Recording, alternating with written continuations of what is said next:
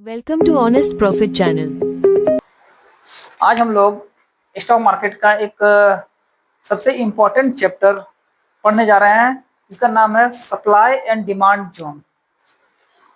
Price first time यहाँ इस zone पर आया, ठीक है। यहाँ से एक डिमांड जोन प्राइस ने बना लिया, इस पर आके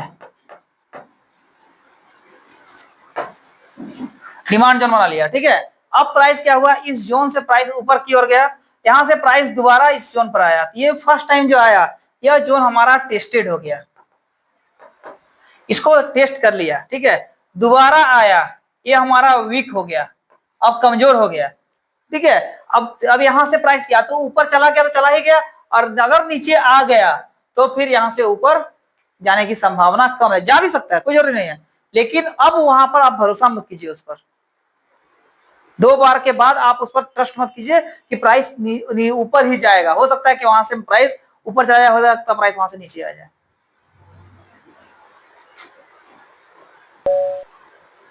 ठीक है। और बोलिए, कुछ समझ में नहीं आया तो पूछिए। इजी चीज है कि अगर प्राइस आज ही को देखिए, छोड़िए आज तो ट्रेड कर रहे थे ना, आज ट्रेड 4300 पर कई बार आया। सुबह में एक बार पूरा ऊपर चला गया, उछल के दोबारा नहीं आया था। सुबह सुबह आया, एकदम सुबह 6 साढ़े 6 बजे के बाद प्राइस आ करके फिर वो वापस चला गया, टेस्टेड हो गया, ठीक है। फिर उसी जगह पर चला गया जहां से प्राइस आया था 80, है ना। अब उसके बाद क्या हुआ, टेस्टेड हो गया, फिर दोबारा प्राइस गिरते गिरते गिरते गिरते 40 के पास रुक करके फिर दोबारा आया, ठीक है। दोबारा आने के बाद प्राइस 80 तक आया अभी शाम में, फिर उठ करके 20 चला गया, 18 19 20। अब फिर प्राइस वहां से कंटिन्यू फॉल हुआ, तो फिर अब तीसरा बार प्राइस वहां नहीं गया, तो पहला टेस्ट हुआ, दोबारा गिर गया तो वीक हो गया, तीसरा बार गिर गया तो वहां से उस जोन का कहानी खत्म। अब उस जोन पर वापस अभी अब रेजिस्टेंस बन गया, अब वो सपोर्ट नहीं बना, तब तक वो सपोर्ट था। प्राइस जब इस जगह पर ऊपर से आ रहा है, गिर तोड़ के आ रहा है, ये सपोर्ट का काम कर रहा है, ठीक है। गया फिर आया तो सपोर्ट है, लेकिन जैसे ऊपर जाकर के फिर नीचे की ओर आ गया तो अब यह सपोर्ट नहीं है, ये हमारा रेजिस्टेंस है, ये रेजिस्टेंस है, ये हमारा रेजिस्टेंस जोन है।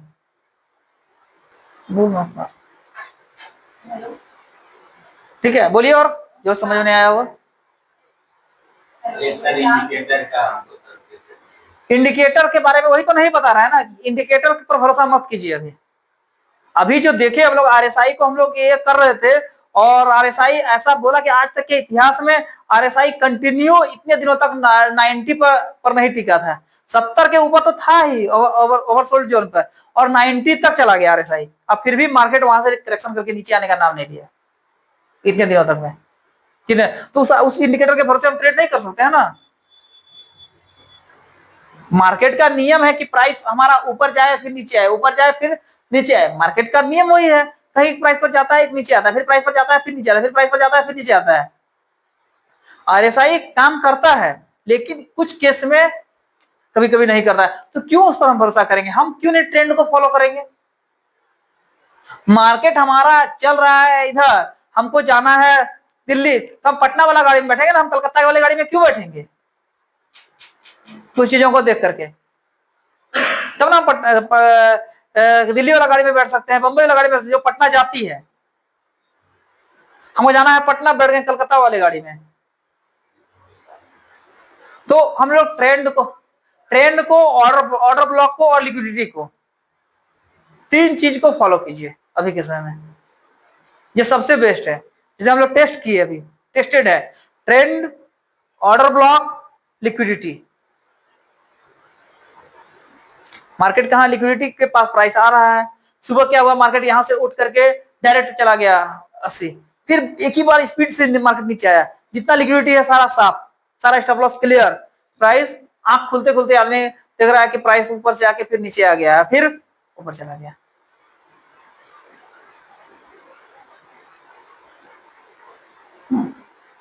और बोलिए,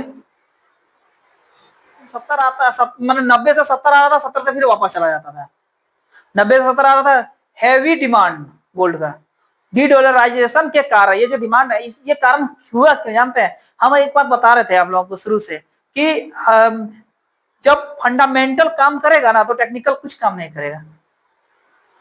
fundamentally market geopolitical tension, America का शटडाउन, उसके बाद आपका जाकर के पूरा जियोपॉलिटिकल टेंशन हो गया, अमेरिका का शटडाउन हो गया, ट्रंप का टैरिफ वॉर चल रहा है, हर चीज। तो ये मेजर फैक्टर वो हो गया ना, मेजर फैक्टर टेक्निकल है ही नहीं कहीं भी। अभी आज ट्रेड करने से पहले आप लोग पुतिन का और जेलेंस्की का नाम कितना बार सुनते थे, नेतन्याहू का नाम कितना बार सुनते थे, सुनना भी पसंद नहीं करते होंगे कि कौन है क्या नहीं है, लेकिन अभी ध्यान रहता है उस चीज पर, उस टॉपिक पर, क्योंकि इजराइल हमास का युद्ध समाप्त हुआ कि नहीं हुआ, नेतन्याहू क्या बोले, ट्रंप क्या बोल दिया, कल रात में आया ट्रंप, कितना अच्छा स्पीच दिया। ओके, लेकिन मार्केट पर उसका पता नहीं क्यों कल रात के स्पीच में जैसा असर होना चाहिए था मार्केट में, वो असर नहीं दिखा।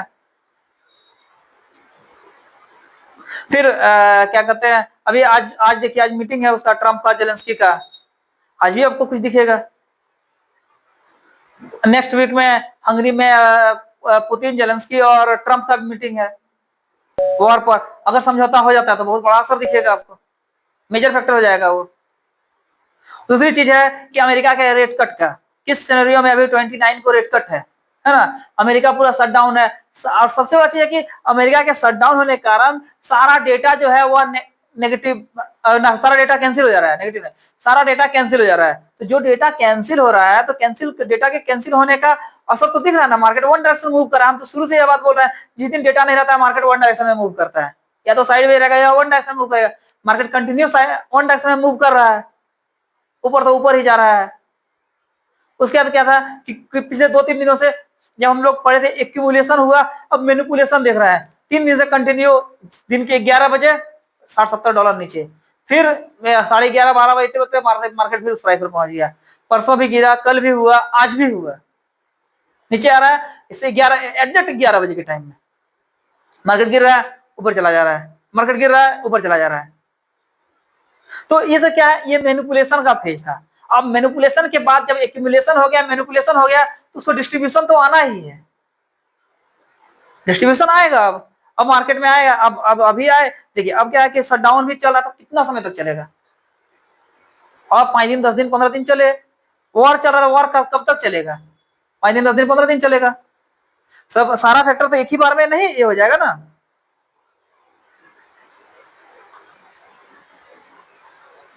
और बोलिए, कोई क्वेश्चन है आप लोगों को ऑनलाइन? नेक्स्ट वीक में अच्छा हेल्दी मीटअप हो गया वो लोगों का, तो वॉर पर डिसीजन आ जाएगा। और अब तो हमको लगता है इस बार क्या होगा, बार बार सीनेट का जो बैठक हो रहा है, उसकी जो वोटिंग हो रही है, वोटिंग नहीं कंप्लीट हो रहा है। इस बार भी वोटिंग हुआ तो 45-49 पर रह गया। वोटिंग एक बार 60 पहुंच जाएगा, जिसका पहुंच जाएगा वो बिल पास हो जाएगा। फीडिंग बिल पास करने की बात हो रही है वहां पर, जिसका कारण शटडाउन लगा हुआ है। फीडिंग बिल पास करने के लिए 60 वोट चाहिए। तो बार बार जब बैठक हो रहा है, हर ट्यूसडे को होता है बैठक, तो बार बार जब सीनेट का बैठक हो रहा है, उसमें वोटिंग कुछ ट्रंप के पक्ष में, तो जिसके कारण क्या हो रहा है कि वो बिल पास नहीं हो पा रहा है।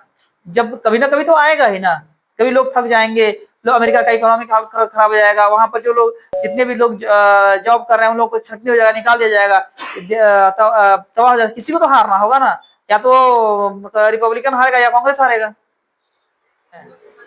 लेकिन एक चीज है कि जिसका पैसा इस फेज पर नहीं डूबा, उसका पैसा फिर कभी जीवन में नहीं डूबेगा स्टॉक मार्केट में, ये समझ लीजिए। या फिर इस फेज को जो देख लिया, पैसा डूब गया, फिर दोबारा शुरू जो करेगा ना, उसका पैसा और नहीं डूबेगा कभी। ये जो एक्सपीरियंस है, ये लाइफ का सबसे बड़ा एक्सपीरियंस है, ऐसा एक्सपीरियंस कोई हो ही नहीं सकता।